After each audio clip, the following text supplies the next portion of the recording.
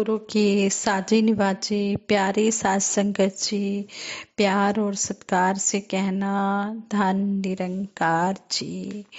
सतगुरु निरंकार दातार निरंकारी राजपिता जी, आप साज संगत माँ का दासी लख लख बार शुक्राना करती है और सतगुरु माता जी से यही अरदास करती है, सच्चे पातशाह जिस तरह आप जी ने अपने चरणों से जोड़ा है इसी तरह चरणों से जोड़ के रखना। और साथ संगत जी, आप सभी के आशीर्वाद से दासी ये विचार रखने जा रही है। इन विचारों का टॉपिक यही है, क्षमा की महानता। माफ करते जो किसी को विशाल होते हैं, दूसरों के लिए वो ही मिसाल होते हैं। ऐसे ही भाव हैं। आप जी प्रवान करें, अगर कोई गलती हो जाए तो क्षमा करें। कहते हैं संत तुकाराम जी ने जब अपना सब कुछ गरीबों में बांट दिया तो एक दिन घर में कुछ भी नहीं था।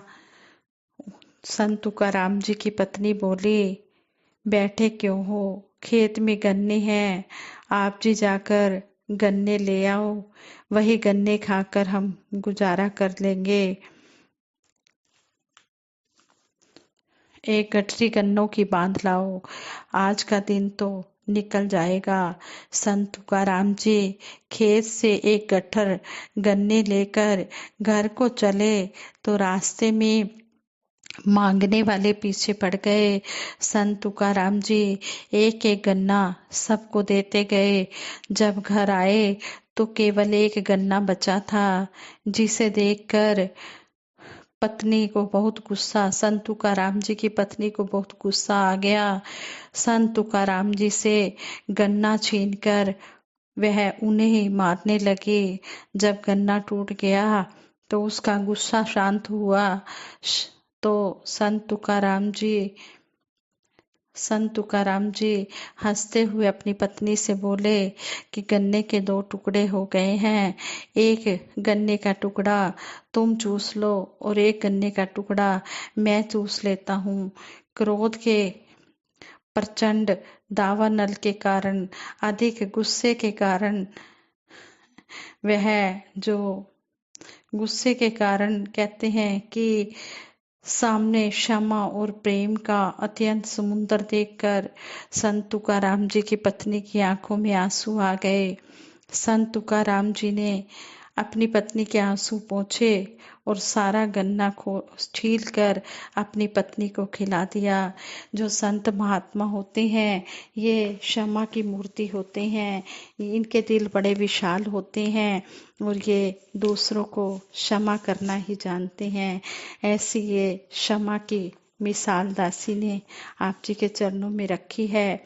फिर कहते हैं कि क्षमाशीलता जिसके अंदर, वो सुंदर इंसान बना। जिसने जितना सहन किया उतना ही महान बना। आज संत तुकाराम जी का नाम कितने आदर सत्कार से लिया जा रहा है। कहते हैं कि जो क्षमा कर देते हैं और जो क्षमा मांग लेते हैं उनके दिल बहुत विशाल होते हैं।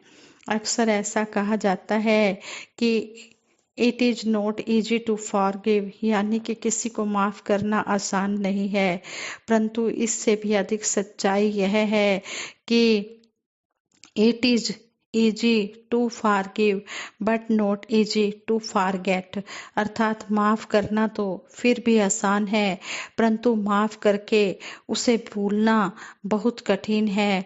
अगर हमको किसी ने किसी भी प्रकार की चोट पहुंचाई और हमने उसे क्षमा कर दिया, परंतु उस चोट की यादें अभी भी यदि हमारे दिल में बसी हुई हैं और वो हमारे दिमाग में बैठी हुई हैं, जबकि हम उस माफी की चर्चा भी जगह जगह कर रहे हैं, तो वो तो क्षमा नहीं। क्षमा एक दुर्लभ आध्यात्मिक व धार्मिक गुण है जो एक महान चरित्र की परछाई है।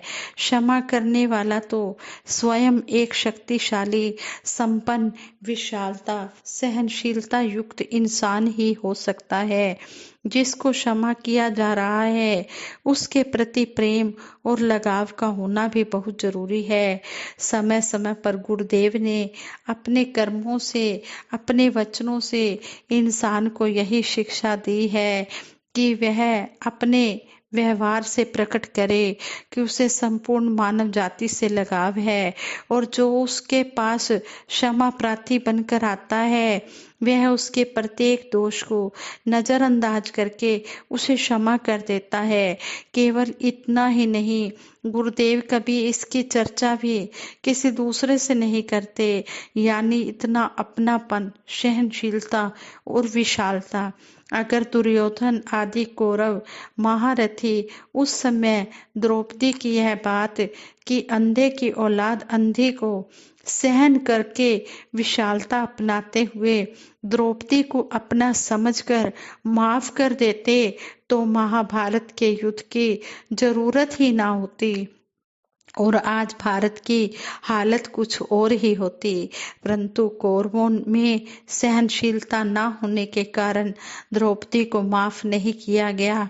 क्षमा प्यार का बहुत ही जरूरी पहलू है। ईश्वर या गुरु विशाल है, दयालु है, सहनशील है, सभी के प्रति इसे लगाव है, इसे सबसे प्यार है, इसीलिए तो यह क्षमाशील है। हम डेली हर समय इसके सामने यह कहने से संकोच नहीं करते कि हे प्रभु हमें माफ भी करना और हमारी भूलों को भी नजरअंदाज करना, और यह हमें माफ भी करता है। परंतु ईसा मसीह जैसे महात्मा बहुत दुर्लभ हुए जो अपने ऊपर कष्ट सहन करके भी ईश्वर से प्रार्थना करते हैं कि ओ गॉड फॉरगिव देम, उनको माफ करना। यह है विशालता, सहनशीलता। क्षमा जीवन का एक समय का कर्म नहीं है, यह तो लगातार होने वाली प्रोसेस है, प्रक्रिया है। क्षमा तो वास्तव में विवेक का निशान है जो प्यार को बनाए रखने में सहायक सिद्ध होता है। क्षमा सचमुच एक दुर्लभ औषधि है जो पुराने से पुराने जख्मों को भर देती है।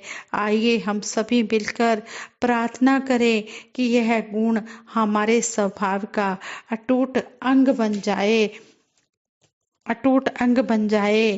कहते हैं गलती छोटी या बड़ी पत्थर पे लकीर ना बने। संतों महापुरुषों के ऐसे ख्याल होते हैं, क्षमा की शक्ति से थम जाते आने से पहले वैर, हिंसा व घृणा के जो भूचाल होते हैं। सुकून दिल को मिले पर माफ किसी को कर दे, वरना बेचैन से इस दिल के हाल होते हैं। प्यार, करुणा, क्षमा और सहन शक्ति भी तंग दिल के लिए मुश्किल सवाल होते हैं।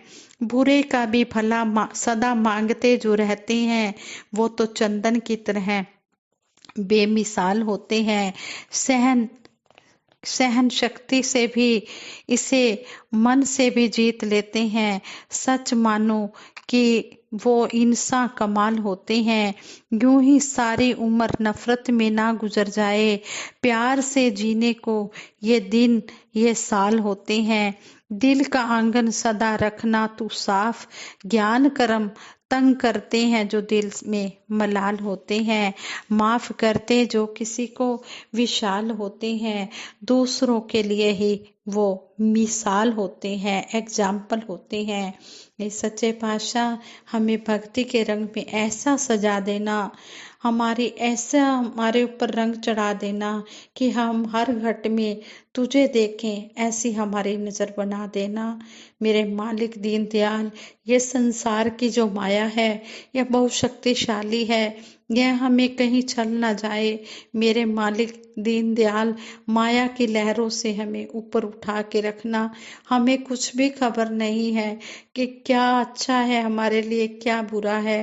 तुझे सब पता है, जो भी तुझे ठीक लगता है वो ही करना मेरे मालिक दीन दयाल। हम कुछ नहीं जानते, हम तो आप जी के चरणों से जुड़े हैं। इसी तरह अंतिम श्वास तक आप जी के चरणों में जुड़े रहें। सारे सुख दुनिया दे पादो साड़ी झोली विच फिर भी मिलाई रखना संतां दी टोली विच। और साथ संगत माँ के लिए भी सतगुरु माता जी के चरणों में दासी हाथ जोड़कर यही अरदास करती है, मेरे मालिक दीन दयाल सब दे घर तो दुख बुख नसे, तेरी रहमत घर घर वसे, कर दे मेहर दातिया, जोड़ा हथ करार जोई, तेरे दर ते थोड़ न कोई, कर दे मेहर दातिया। पादे नाम दा खजाना चोली सब दी, गावे हर इंसान महिमा रब दी, मेरी मेरी दिलों मिटा दे, सेवा भक्ति दा रंग ला दे, कर दे मेहर दातिया, कर दे मेहर दातिया। साथ संगत जी सभी के सुखों के लिए अरदास दासी ने की है। आप जी परवान करना, सारे विश्व का कल्याण करना, इसी तरह हमें जोड़ के रखना, श्रद्धा भक्ति प्यार हमारे दिल में भर के रखना। आप जी सब कुछ कर सकते हो, समर्थ हो, खटखटवासी हो, भला करो सबका प्रभु, सबका हो कल्याण।